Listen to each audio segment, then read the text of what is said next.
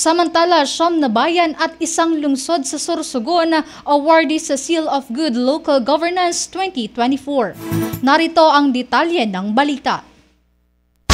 Bicol Network News Report!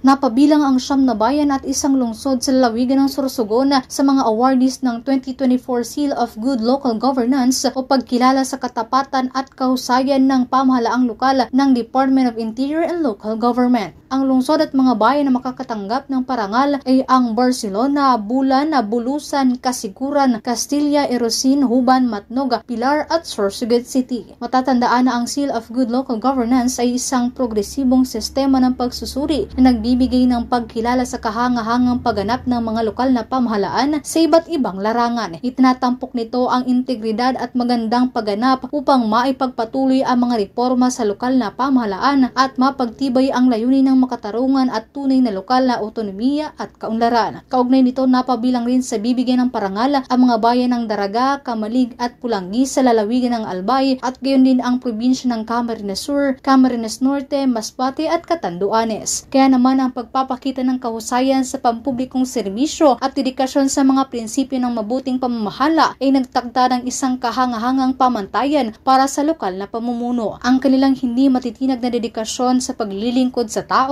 ay isang inspirasyon sa ating lahat. Para sa Bicol Network News, ito si Megawa Patrol number 25, Leia Lolo, tatak tunay na serbisyo.